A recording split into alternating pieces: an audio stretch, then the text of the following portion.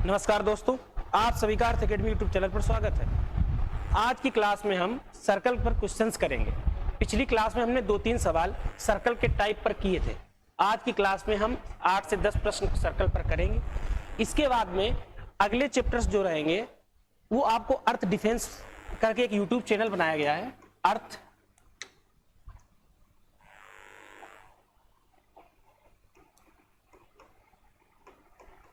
Defence,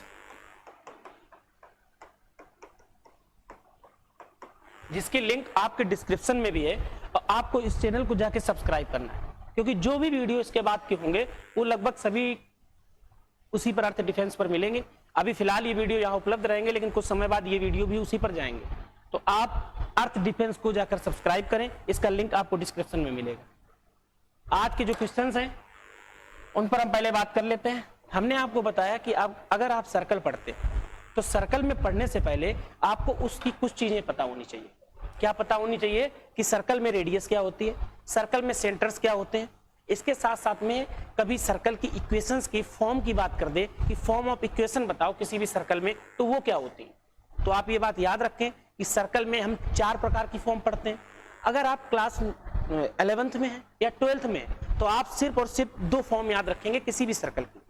उन्हीं 2 form पर आपके questions, board exam, CBSE, ICSE, कोई भी बोर्ड हो, उसका सिलेबस आपका उतना ही है जो 2 इक्वेशन तक।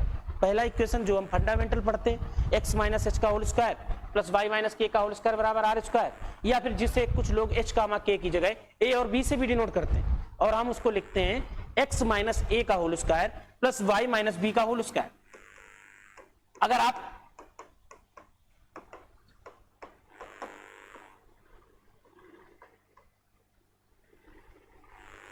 अगर आप 11th या 12th में है तो आपको एक ये इक्वेशन, जिसको हम फंडामेंटल इक्वेशन बोलते हैं, उसके अलावा अगर आप सर्कल पढ़ते हैं तो आप याद रखें कि सर्कल पढ़ेंगे तो उसकी स्टैंडर्ड इक्वेशन तो चाहिए होगी। तो स्टैंडर्ड इक्वेशन के साथ साथ आपको सिर्फ और सिर्फ एक ये इक्वेशन के बारे में पता हो, बस आपका काम चल जाएगा। लेकिन अगर आप डिफेंस में जाते हैं या एयरफोर्स की तैयारी करते हैं, वहां पर आपको चीजें बदलनी पड़ेंगी। आपको रेडियस के अलावा 4 टाइप की आपको इक्वेशन चाहिए होगी किसी भी सर्कल को जानने के लिए। अगर आप उसमें परिपूर्ण उसको पूरी तरीके से समझना चाहते हैं, आप सर्कल क्या है, ये सर्कल यूक्लिड ज्योमेट्री का सर्कल नहीं है, ये बात हम क्लियर कर दें। हम कोऑर्डिनेट ज्योमेट्री पढ़ रहे हैं, तो कोऑर्डिनेट ज्योमेट्री में हम पूरा सर्कल पॉइंट और सेंटर्स पर पढ़ेंगे। उसके लिए हमें चाहिए होगा फॉर्म ऑफ इक्वेशन किसी भी सर्कल की। तो उन सब पर हम बात कर चुके हैं। अब हम बात करेंगे आज की क्लास में इन पर आने वाले प्रश्नों पर। इसमें एक टॉपिक आपका छूटेगा, जो लोग जेई वगैरह की तैयारी करते हैं उनमें पूछा जाता है, लेकिन एयरफोर्स हो, एनडीए हो, इनमें आज तक कोई प्रश्न देखा नहीं गया। जैसे कि जब कभी हम सर्कल में बात करते हैं तो हम कहते हैं कि अगर कभी एक्स एक्सिस या वाई एक्सिस पर इंटरसेक्ट कर जाए, जैसे हम स्ट्रेट लाइन पढ़ते थे तो हम देखते थे कि वो वाई एक्सिस पर भी कर सकती है, एक्स एक्सिस पर भी कर सकती है। इसी प्रकार से सर्कल में भी 3 कंडीशन हो सकती है। या तो हो सकता है कि सर्कल कभी वाई पर करे और एक्स पर स्पर्श करे, y पर इंटरसेक्ट करे, तो ये जो होता है इसको हम y इंटरसेक्ट मतलब y इंटरसेक्ट की डिस्टेंस बोलते हैं। और अगर या फिर ये कंडीशन हो सकती है कि वो आपसे इस टाइप से बोल दे, या फिर अगर और भी वो बढ़ाना चाहता है तो वो आपसे कह देगा कि अब वो y और x दोनों पर कहीं इंटरसेक्ट कर ही नहीं रहा है। इसका मतलब हुआ कि कोई भी इंटरसेक्शन चाहे x का पूछे या y का पूछे, वो दोनों जीरो होंगे। अगर आपने स्ट्रेट लाइन रेखा पढ़ी थी तो शायद अब आप समझ गए होंगे कि जब हम किसी भी लाइन का इंटरसेक्ट फॉर्म पढ़ते थे, x upon a plus y upon b बराबर 1, तब हमने आपको बताया था कि a और x में क्या डिफरेंस है, x और a में क्या डिफरेंस है। क्योंकि अगर x होगा तो इक्वेशन तो बनेगी ही बनेगी, और यहाँ इक्वेशन बनेगी वो सर्कल कैसा भी हो, बस बात ये होगा कि यहाँ पर x पर इंटरसेक्ट और y पर इंटरसेक्ट दोनों जीरो होंगे। क्योंकि यहाँ ये भी काट रहा है, थोड़ा इसको सही करो।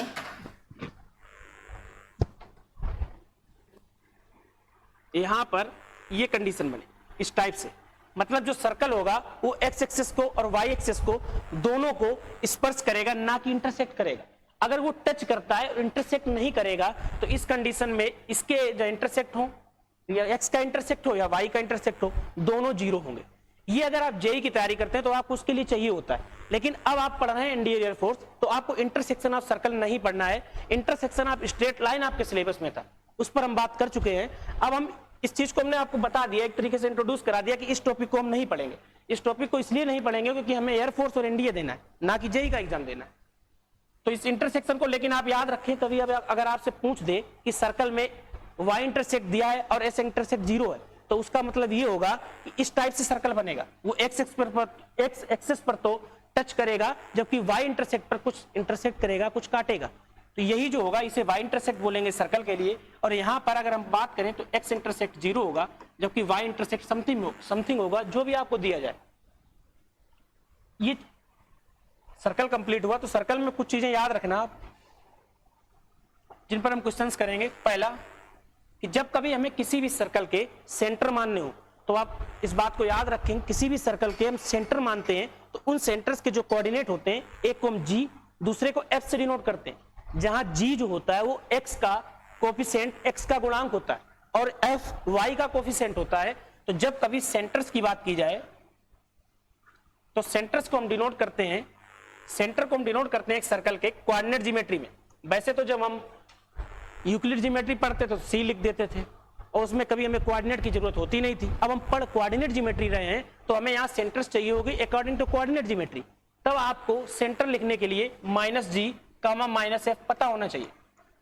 g क्या है, f क्या है। हमने बताया कि जो इक्वेशन स्टैंडर्ड इक्वेशन होती है सर्कल में, उस सर्कल में जो x का कोफिशिएंट मतलब x का गुणांक होता है उसको हम g, और जो y का गुणांक होता है, जो y का कोफिशिएंट होता है, उसको हम f से डिनोट करते हैं।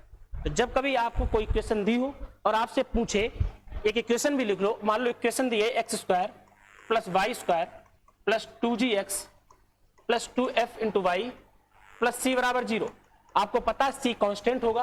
कांस्टेंट से मतलब कभी 7, 8, 9, 10, 16, 25 कोई भी वैल्यू दे सकता है। वो अकॉर्डिंग टू क्वेश्चन जो इस पे सेटिस्फाई करेगी, x और y और g और f की वैल्यू रखने पर टोटल को 0 करेगी, वही वैल्यू आपको कांस्टेंट की जगह दी होगी। अगर आपसे पूछ दे कि सेंटर का मान बताओ, तो सेंटर केंद्र के कोऑर्डिनेट बताओ, तो आप जो आपको क्वेश्चंस में कोई जो क्वेश्चन दिए जाएंगे, उस क्वेश्चन में आपको एक इक्वेशन देगा, उस इक्वेशन को आपको स्टैंडर्ड फॉर्म से कंपैरिजन कराना पड़ेगा। जब आप कंपैरिजन कराएंगे तो आप देखेंगे कि जो इक्वेशन होगी उसमें एक क्वाड्रेटिक इक्वेशन मतलब द्विघात समीकरण और उसके साथ साथ एक लीनियर इक्वेशन मतलब एक घातीय समीकरण होगा। क्योंकि कोई भी, हमने आपको पहले बता दिया, सर्कल तभी बनेगा जब आप स्ट्रेट लाइन को कर्व कराएंगे, और उसमें स्ट्रेट लाइन का होना तो जरूरी ही हो जाता है। अगर स्ट्रेट लाइन है और साथ साथ में क्वाड्रेटिक इक्वेशन है, इस टाइप से देखो आप, इसमें क्वाड्रेटिक इक्वेशन भी है, या फिर हम कह सकते हैं कि दो द्विघात समीकरण है, एक x² + 2gx + c, दूसरा y² + 2fy + c। अब वो बात अलग है कि जो पहली वाली इक्वेशन का कांस्टेंट रहा होगा और जो दूसरी वाली इक्वेशन का कांस्टेंट रहा होगा, वो दोनों जुड़े होंगे, तो ये एक साथ कांस्टेंट लिखा। इस कांस्टेंट को हम c1 और c2 भी लिख सकते थे अगर अलग अलग इक्वेशन लिखना चाहते हो आप। तो अगर आप सेंटर का भी लिखोगे तो जो मेन, जो आपकी क्वेश्चन में जो आपकी कोऑर्डिनेट इक्वेशन दी है, उस इक्वेशन को स्टैंडर्ड इक्वेशन से कंपैरिजन कराओ, वहां से g का मान और f का मान निकालो, उसी में नेगेटिव चिन्ह के साथ अंदर लिखोगे, उसको बोलेंगे हम सेंटर -g, -f। इसके साथ साथ में आपको पता होना चाहिए रेडियस। रेडियस क्या होती है? जब किसी सर्कल के रेडियस की बात की जाए तो आप ये बात याद रखें कि सर्कल में रेडियस, हमने आपको कल भी बताया और आज भी बताते हैं कि सर्कल की जो रेडियस होती है, आप कुछ लोग कैपिटल R से लिखना पसंद करते हैं, कुछ लोग स्मॉल r से लिखना पसंद करते हैं। तो कैपिटल R बराबर √g² + f² - c। यहां हमने आपको कुछ चीजें बताई थी कि अगर r या इसका मान कभी 0 से बड़ा है, अगर कभी 0 से बड़ा है, r का मान कभी 0 से बड़ा है, तब कोई सर्कल पॉसिबल होगा। लेकिन अगर कभी r का मान 0 के बराबर है, तब हमने बताया था कि ऐसा ये माना जाता है कि जिसकी त्रिज्या 0 होती है। वैसे हमने आपको बताया कि जब हम सर्कल पढ़ते हैं तो सर्कल एक 2 डायमेंशन फिगर है अकॉर्डिंग टू मेंसुरेशन। अगर आप मेंसुरेशन के हिसाब से देखेंगे तो सर्कल 2 डायमेंशन फिगर है और पॉइंट 0 डायमेंशन फिगर है। लेकिन कुछ मैथमेटिशियन ये कहते हैं कि अगर हम पॉइंट को, उसकी लेंथ मतलब उसकी रेडियस को नेग्लिजिबल मान लें, मतलब 0 के बराबर मान लें, तो वो पॉइंट सर्कल का भी काम करेगा। अगर आप मेंसुरेशन के एस्पेक्ट से देखेंगे तो आप ये चीज देखेंगे कि पॉइंट और सर्कल दोनों में एक डिफरेंस है कि पॉइंट की ना तो लेंथ होती है ना ही ब्रेथ होती है, ये बनता है 0 डायमेंशन। अब एक ऐसी ज्योमेट्रिकल फिगर जिसका ना नो लेंथ नो ब्रेथ, अगर no length no breadth that is 0 dimension. अगर ये 0 डायमेंशन है तो 2 डायमेंशन की कैटेगरी में हम क्यों रखेंगे? तो इसमें एक कंडीशन लग जाती है कि जब कभी पॉइंट को हम 2 डायमेंशन मतलब सर्कल कहेंगे तो कंडीशन होगी कि उसकी रेडियस 0 होगी। मतलब एक ऐसा सर्कल जिसकी त्रिज्या 0 हो, दैट इज पॉइंट, उस पॉइंट को हम सर्कल के नाम से जानेंगे। और इसको हमने बाकायदा क्लियर भी किया, प्रूफ भी किया कि जब कभी आपको r बराबर 0 दिया हो तो आप ये बात क्लियर कर देंगे। आपसे कभी एग्जांपल पूछे कि एक ऐसा सर्कल जिसकी त्रिज्या 0 है होगा, आपको दे दे पॉइंट, बी पॉसिबल नहीं, सी लाइन, कुछ भी दे दे, क्योंकि लाइन भी कर्व करोगे तो सर्कल बनेगा, तो आप वहां पर पॉइंट टिक करेंगे कि जिसकी रेडियस 0 होगी वो सर्कल पॉइंट होगा। तो ये बात आप याद रखना, जब कभी रेडियस 0 से बड़ी होगी, 0 से बड़ी होगी तो कोई सर्कल बन जाएगा, अगर 0 से छोटी होगी मतलब 0 से छोटी होगी तो माइनस में जाएगा, और माइनस में जाने के कारण आपको पता हो रेडियस कभी माइनस में होती नहीं। अगर आपने ले ली है और आपको अब कुछ ना कुछ आंसर देना है, तब आंसर देंगे कि अगर रेडियस निगेटिव है तो जो सर्कल बनेगा दैट इज इमेजिनरी सर्कल, वो एक काल्पनिक सर्कल होगा, उसकी हम संभावना कर ही नहीं सकते। आप अगर सोचना चाहते हो तो उसको दिमाग में सोचें, सपनों में सोचें, लेकिन हकीकत में ऐसा होगा नहीं। अगर आप सर्कल बनाना चाहते हैं जिसकी रेडियस 0 से भी छोटी है, 0 है तो मैथमेटिशियन ने उसको तो सही कर दिया भाई, वो लोग कई चीजें मान लिया करते हैं, रोटी है दाल नहीं तो उसको मान लेते हैं। उसी तरीके से उनका रेडियस नहीं, पॉइंट है, दिखने में है सर्कल की तरह। अब हम यहाँ इमेजिनरी कॉन्सेप्ट लगाएंगे और हम कहेंगे दैट इज पॉइंट, वो एक सर्कल है लेकिन उसकी रेडियस 0 है। इस बात को हम इसलिए समझा रहे थे कि आपको रेडियस भी पता होनी चाहिए, सेंटर भी पता होना चाहिए, और आपको ये पता होना चाहिए जो स्टैंडर्ड इक्वेशन, ये 3 चीजें मैंडेटरी हैं। आप एयरफोर्स का देते हो, एनडीए में थोड़ी चीजें बढ़ जाती हैं, लेकिन एयरफोर्स और नेवी के एग्जाम में अगर आपको सिर्फ ये 3 चीजें पता हैं, आपका काम चल जाएगा और आप आसानी से आंसर निकाल लेंगे। जो भी क्वेश्चन करेंगे वो सभी कहीं ना कहीं एनडीए के किसी ना किसी एग्जाम में पूछे गए। जब बात करते हैं पहले प्रश्न पर, तो आपको ये बात याद रखनी है कि जब हम किसी भी क्वेश्चन की बात करेंगे तो आपको उसकी स्टैंडर्ड इक्वेशन, सर्कल बात कर रहे हैं तो सर्कल की स्टैंडर्ड इक्वेशन, जब स्ट्रेट लाइन बात कर रहे थे तो स्ट्रेट लाइन की एक स्टैंडर्ड इक्वेशन हुआ करती थी, उस पर हम बात करते थे। इसी तरीके से जब पैराबोला पढ़ेंगे तो उसकी भी स्टैंडर्ड, तो यहां हम स्टैंडर्ड इक्वेशन हर समय याद रखेंगे, उसको दिमाग में याद रखेंगे। अब सर्कल है तो सेंटर भी होगा, तो सेंटर भी याद रखेंगे। अब हम क्वेश्चन करते हैं, देखते हैं क्या दिया है और हमें क्या चाहिए।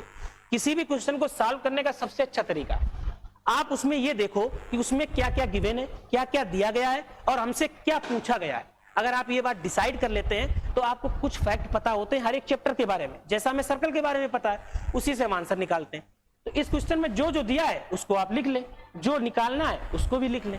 तो इस क्वेश्चन में दिया the centre of the circle 3x² + 3y² - 15 - 23 = 0 each, मतलब the centre of the circle एक इक्वेशन दी है। इस इक्वेशन को आपको देखकर क्लियर हो गया होगा कि ये इक्वेशन एक सर्कल की इक्वेशन है। अगर ये इक्वेशन एक सर्कल की इक्वेशन है, इसी के आपको सेंटर चाहिए।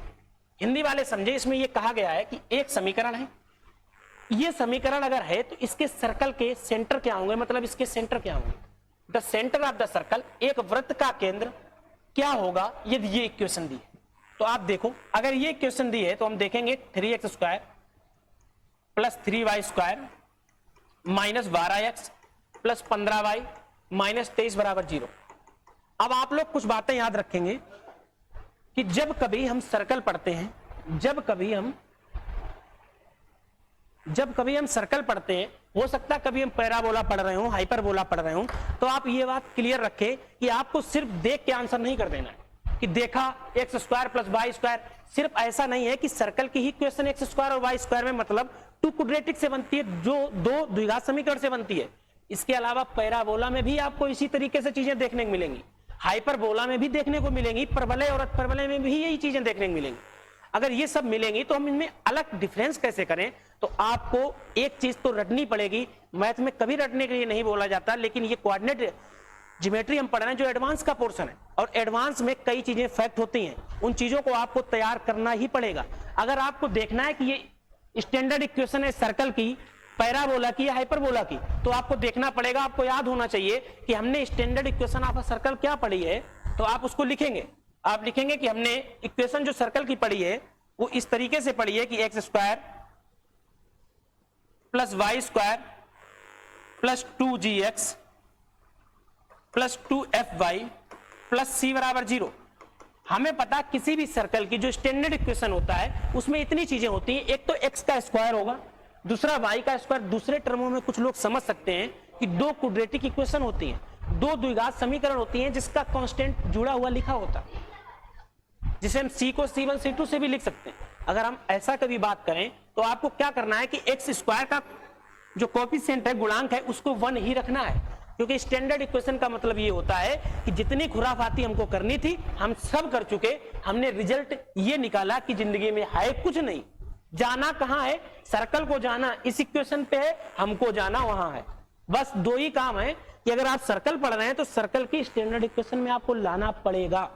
हमने सवाल देखा, हमने कहा एक्स स्क्वायर है, वाई स्क्वायर है, जी एक्स है, एफ वाई है, प्लस सी है, मतलब एक्स का कोई टर्म है, एक्स स्क्वायर का टर्म है, वाई का टर्म है तो वाई स्क्वायर का टर्म है, साथ साथ में कांस्टेंट है। अच्छी बात यह है कि यहां पर ना तो एक्स्ट्रा में एक्स का कोई दूसरा टर्म है, ना ही वाई का दूसरा टर्म है। अगर ऐसा होता तो हम पैराबोला, हाइपरबोला, एलिप्स की तरफ मूव करते, लेकिन हमें देखा हमने कि यार जो चीजें हमें स्टैंडर्ड इक्वेशन में सर्कल में चाहिए वो सभी दी हैं, मतलब बात खत्म हो जाती है। अब हम देखेंगे कि इसको हमें एक्स स्क्वायर बनाना है, तो 3 से आप भाग दे दो, इसी इक्वेशन को आप लिखेंगे X square plus Y square, इसी फॉर्म में लाना है। माइनस 3 से जब आप डिवाइड करोगे तो 12x को लिखेंगे 4x, 15y को लिखेंगे 5y और c को लिखेंगे -23/3 बराबर 0। ये इक्वेशन आई जो आपको क्वेश्चन में दी थी। हमने इसमें कुछ नहीं किया, हमने इसमें एक स्टेप बढ़ाया, उसको उसी फॉर्मेट में बदला जो फॉर्मेट होता है एक सर्कल का स्टैंडर्ड इक्वेशन का, उसी फॉर्मेट में हमने बदल लिया। अब अगर आप इस फॉर्मेट में बदल लेते हैं तब आपको अब कुछ करने की जरूरत नहीं। अब आपको क्या करना है कि अब आपको इसके साथ कंपैरिजन कराना है। हमें पता है कि अगर हम इसका कंपैरिजन कराएं तो हम देखेंगे कि x का कोएफिशिएंट यहाँ 2g है, यहाँ 2f है। और ऐसा क्यों करा रहे हैं? क्योंकि हमको चाहिए सेंटर, और सेंटर के कोऑर्डिनेट होते ही है -g, -f।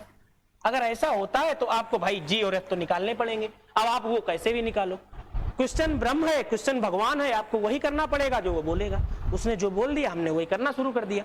उसने कहा 2g बराबर -4, तो हम लिख देंगे 2g बराबर -4। फिर उसने आगे थोड़ा बढ़ा और बोल दिया कि 2f बराबर 5। हमने कहा बहुत अच्छी बात, 2f बराबर 5। अब आपसे कह रहा है कि इसके आपको कोऑर्डिनेट बताने हैं सेंटर के, तो यहां आपको g निकालना पड़ेगा, क्योंकि सेंटर के जो हम कोऑर्डिनेट लिखते हैं उसमें -g, -f लेते हैं। तो g बराबर आप देखेंगे -2, f बराबर 5/2।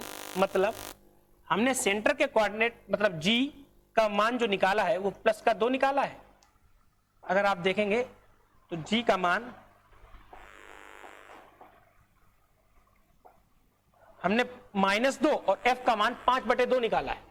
g का मान -2 और f का मान प्लस के 5/2 निकाला है। और आपको चाहिए क्या? अब आपको कुछ भी चाहिए हो, अगर हमें सेंटर के g और f पता चल जाते हैं तब हम सेंटर पूछे, स्टैंडर्ड इक्वेशन पूछे, कुछ भी पूछे, हम सब कुछ निकाल सकते हैं।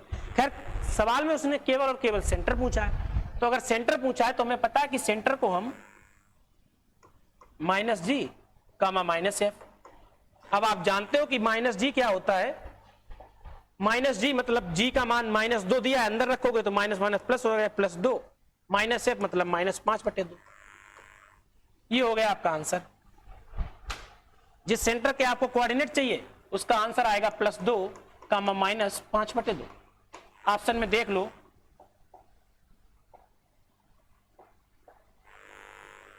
दो -5/2 पहला आंसर होगा। अगर आपसे वो इसमें और क्या पूछ सकता था?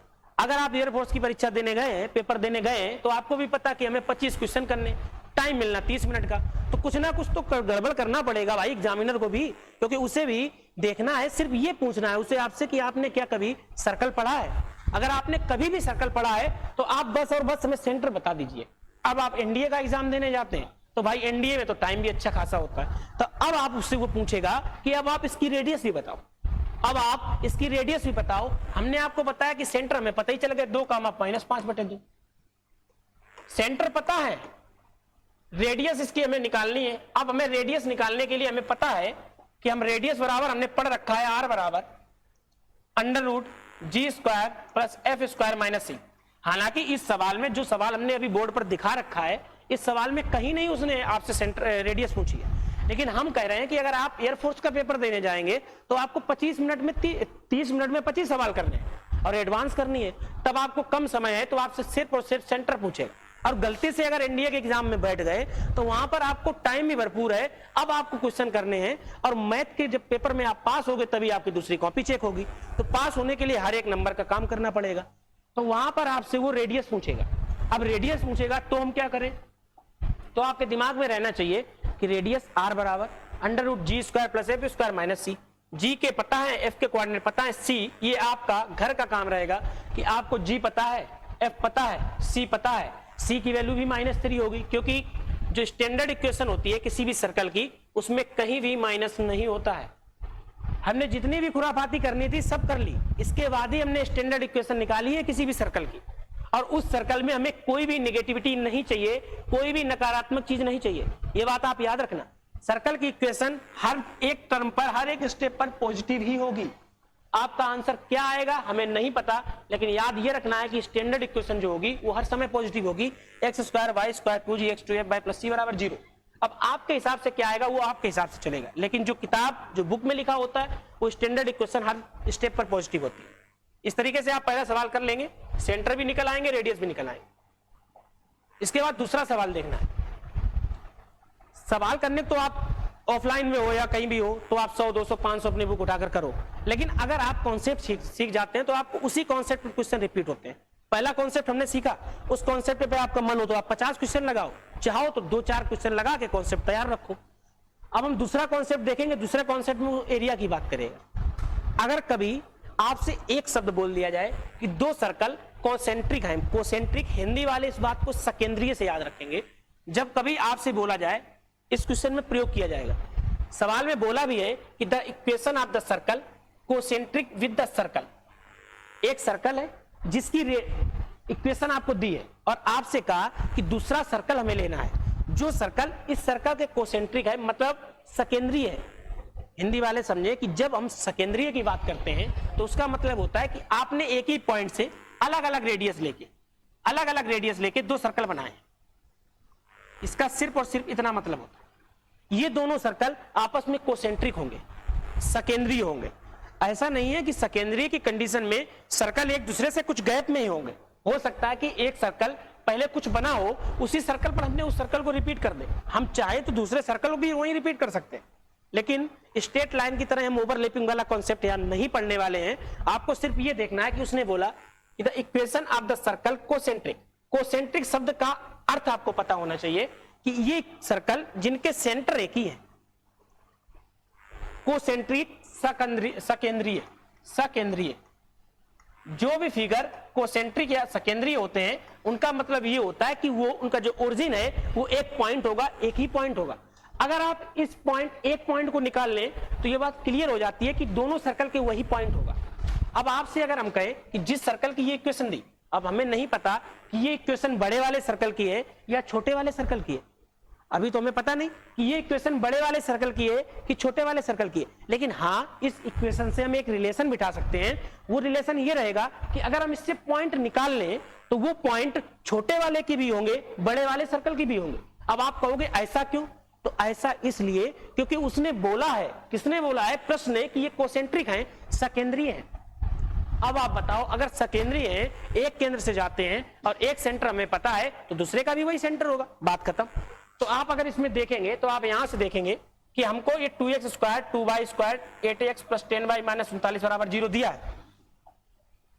हमें कुछ नहीं करना, हमें चाहिए and having its area equal to 16 pi is equation of circle चाहिए, दूसरे वाले सर्कल की इक्वेशन चाहिए। अब आपको बताएं कि अगर ये एक ही सकेंद्रीय है तो ये बात तो क्लियर हो गई, क्योंकि अगर वो वही इक्वेशन चाहता तो बता देता कि इनकी रेडियस भी इक्वल होगी या कुछ होगा। अब इनकी रेडियस अलग अलग है, क्योंकि अगर सर्कल कोसेंट्रिक है, सकेंद्रीय है, तो इसका ये मतलब कभी नहीं होता कि उनकी रेडियस एक होगी। ये हो सकता है कि उनकी जो कोसेंट्रिक हो नहीं सकता, मतलब ये होता ही है। और ये फैक्ट होता है कि जब कभी 2 सकेंद्रीय होंगे तो उनके केंद्र एक ही होंगे। तो अब आप इससे अगर सेंटर निकालना चाहें तो आप देखेंगे कि जो लिखी है इसको हम इस तरीके से भी लिख सकते हैं, X square plus Y square plus 4x plus 5y minus 39/2 बराबर 0। अगर आपको यहां तक कोई दिक्कत ना हो तो हमें कोई समस्या नहीं। ये वही इक्वेशन है जो इक्वेशन आपके सवाल में दी थी। हमने क्या इसके साथ क्या किया? ऐसा क्या किया? कुछ नहीं किया। We convert it into the standard form of any circle. हमने सर्कल की स्टैंडर्ड इक्वेशन में इसको बदल दिया, बस इतना ही। एक्स का गुणांक कुछ नहीं होना चाहिए एक्स स्क्वायर का, हमने नहीं रखा। वाई स्क्वायर का कुछ नहीं होना चाहिए, हमने नहीं रखा। 8x का कुछ हो, हमें क्या पता, एक्स का कुछ गुणांक कुछ भी चाहो, आपका मन हो आप एक्स के कोएफिशिएंट में मुझे रख दो, आपका मन हो आप एक्स के कोएफिशिएंट में 3 रख दो, वो आपकी इच्छा है। लेकिन एक्स स्क्वायर और वाई स्क्वायर का कोएफिशिएंट कुछ नहीं होना चाहिए, 1 होना चाहिए। अब हमने वही कर दिया। अब अगर हम इसके सेंटर निकालना चाहे तो आसानी से निकाल सकते हैं। हमें पता कि जो स्टैंडर्ड इक्वेशन होती है X square Y square 2gx 2f plus c बराबर 0। आप यहां से देखेंगे 2gx बराबर प्लस 4 x, x से x कट जाएगा, आप देखेंगे g बराबर 2। कुछ लोग इस चीज को समझ सकते हैं कि बड़ा बेसिक सी चीज बता दी, आप सीधा हिट करेंगे कि 2gx होता है तो g बराबर 2 आएगा, 2fy होता है तो f बराबर 5/2 आएगा।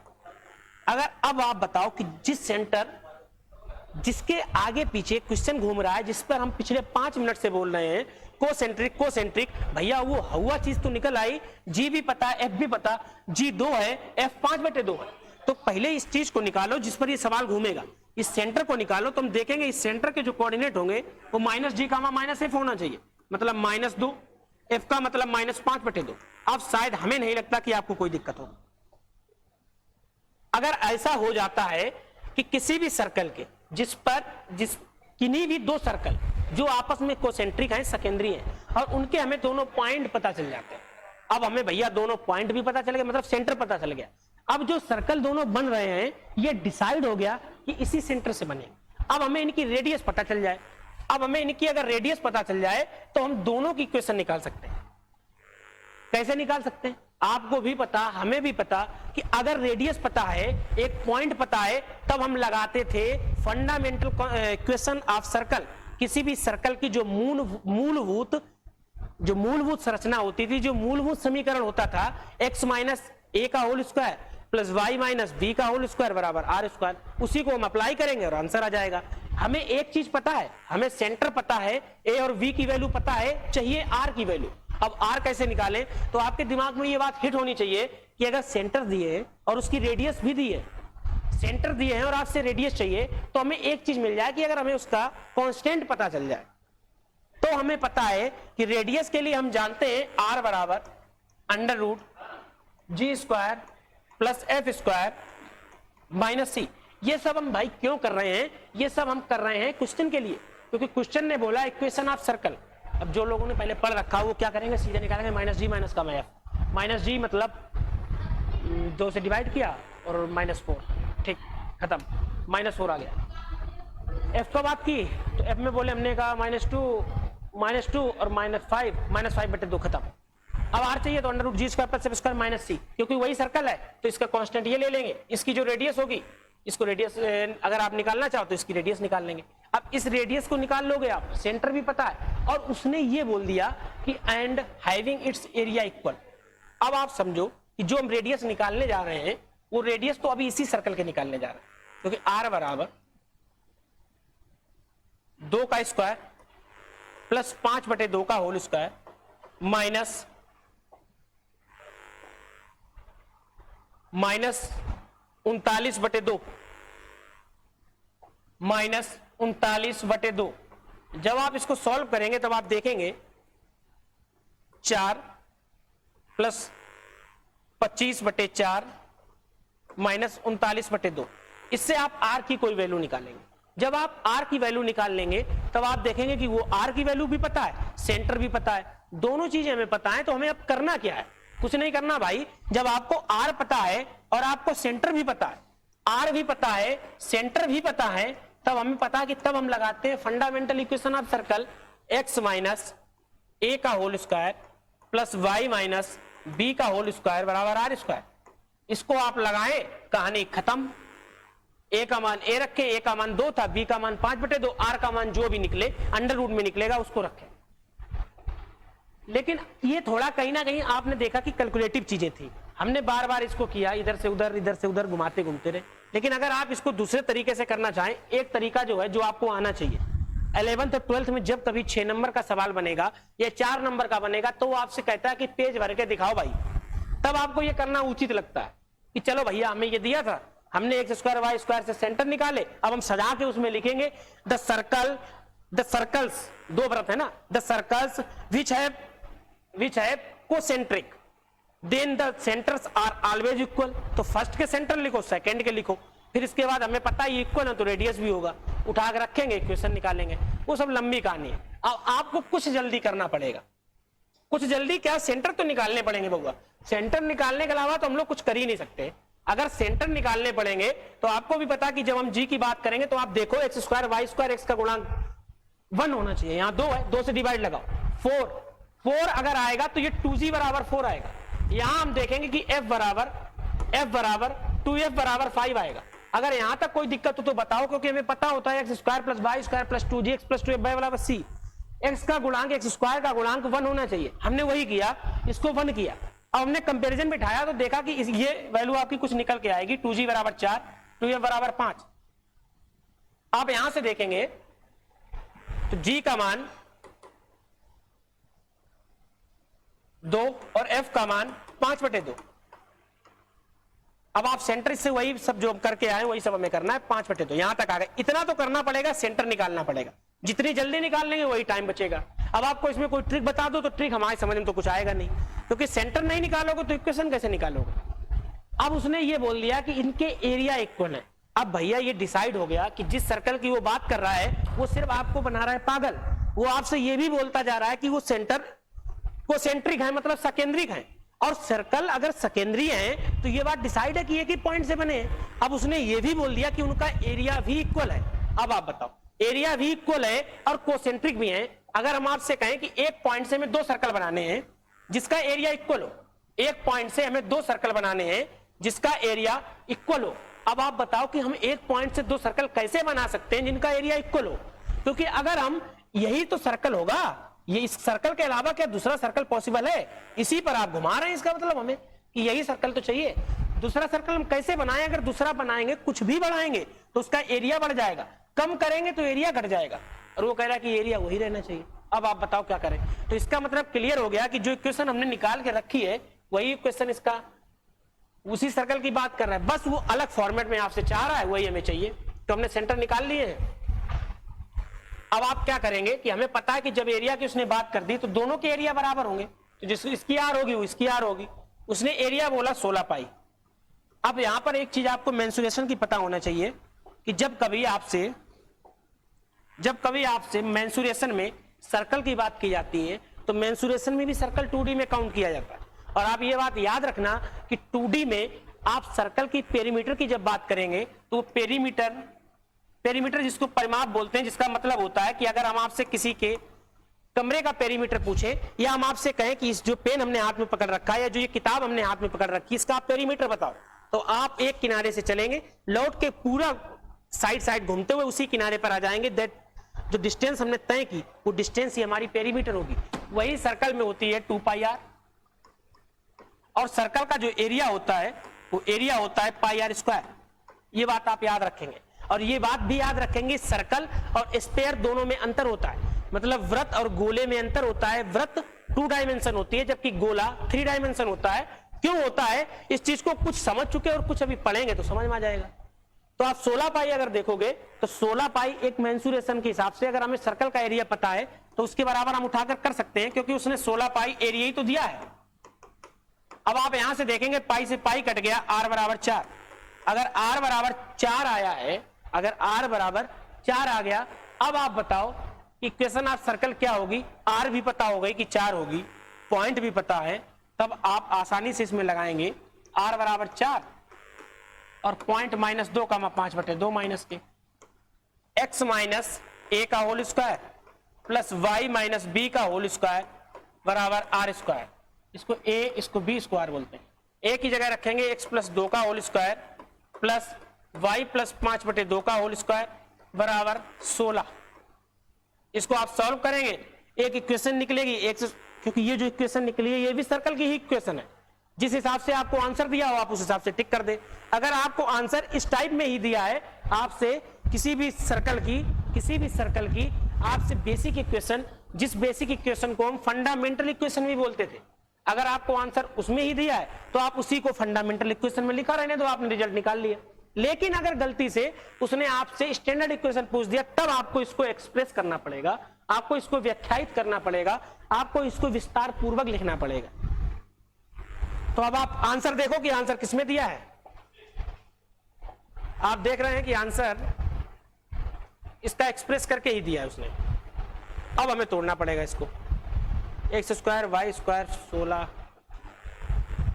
X square Y square plus 4x plus 10y, 4x plus 10y, 4x 10y 8x X square, ये आंसर आएगा। अब इसको तोड़ क्यों नहीं लेते, इसको तोड़ ही लो। इधर देखो, अलग एक्सप्रेस कर लो। आप देखोगे X square plus 4 plus 4x plus Y square plus 25/4 25/4 बराबर 16।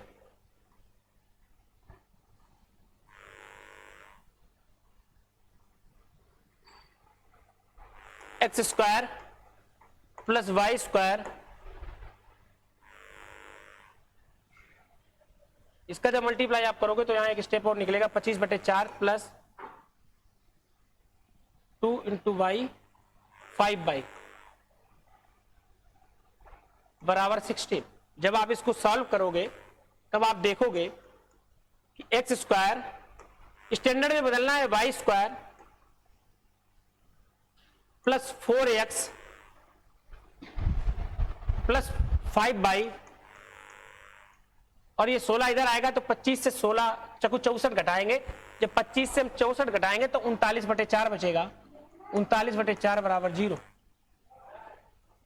X square plus Y square plus 4x plus 5 और 39/4, ये 4 और जुड़ेगा, 4 चकु 16 और 39 तो बचेगा -13/4। ये आपका आंसर होगा। इसमें दिया होगा ये कर तो ठीक। -13/4 इन्होंने क्या किया, ऊपर ले गए। X square plus Y square 16x plus 5 और ये आंसर रहेगा आपका। दूसरा नंबर, हमें कुछ नहीं करना था, हमें जो उसने दिया है हमने उसी को अप्लाई किया और उससे हमारा आंसर निकला। ये तो इक्वेशन आप सर्कल चाहिए थी, ऐसे सर्कल की इक्वेशन चाहिए जो कोसेंट्रिक है। अगर सिर्फ कोसेंट्रिक बोलता तब हमें आर निकालना पड़ता पूरा दूसरे तरीके से, लेकिन उसने एक चीज और बोल दी कि इसका एरिया भी बराबर है। अब एरिया बराबर है तो पाई आर स्क्वायर बराबर 16 पाई। छोटी सी चीज सीख लो, जल्दी सवाल खत्म करो। आर भी निकल आया, x1 और y1 भी निकल आई और ये सवाल खत्म हुआ।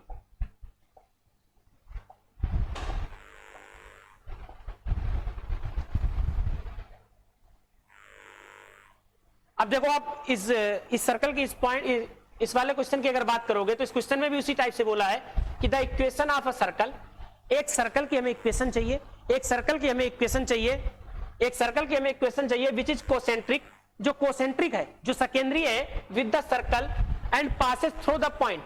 आपको उसमें पॉइंट दिए हैं, अब आप क्या करोगे, इससे सेंटर निकाल लोगे। इससे आप पहले सेंटर निकालोगे और रेडियस भी निकाल लोगे और आप इक्वेशन भी निकालोगे। लेकिन आप ये बताओ, अगर आपको एक पॉइंट दिया है, अगर आपको एक पॉइंट दिया है और इस पॉइंट का अगर आप यूज करना चाहते हैं तो ये क्लियर हो जाता है कि जो सर्कल जाएगा उस 6,2 से होके जाएगा, ये इंटरसेक्शन वाले फॉर्म से जाएगा।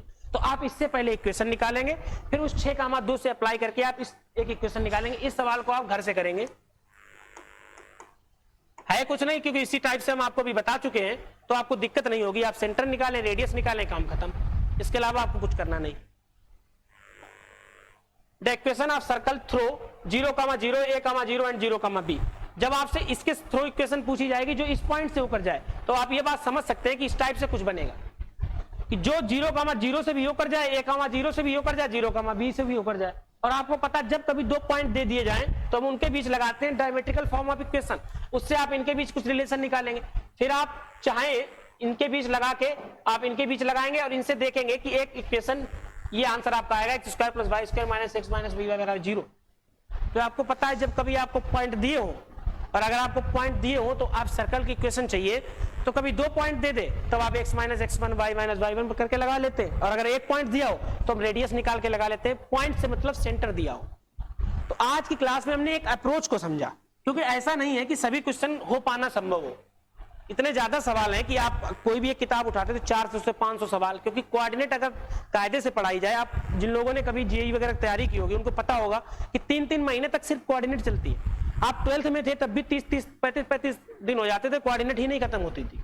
अगर आपको सिर्फ कोऑर्डिनेट के सवाल कराने हो तो कम से कम 25 से 30 क्लासें और 1-1 घंटे की क्लास ले, तब भी कोऑर्डिनेट के सवाल नहीं खत्म कर पाएंगे। तो सिर्फ हमें आपको अप्रोच बतानी है कि कोऑर्डिनेट के सवाल हम किस टाइप से करते हैं। अगर आपको वीडियो पसंद आते हैं तो इनको लाइक करें, अर्थ एकेडमी यूट्यूब चैनल को सब्सक्राइब करें और साथ साथ में अर्थ डिफेंस को भी सब्सक्राइब करें, क्योंकि अगली क्लासेस जो भी आपको होंगी उसको आप अपडेट किया जाएगा, रीजनिंग की होगी या इंग्लिश की होगी या मैथ की होगी, उसके बारे में अपडेट किया जाएगा। बाकी आपको अर्थ डिफेंस पर भी ये क्लासेस उपलब्ध होंगी, तो आपको अर्थ डिफेंस पर जाना है और वहां सब्सक्राइब करना है। लिंक जो है आपको डिस्क्रिप्शन में मिल जाएगी। आज के लिए इतना ही, थैंक यू।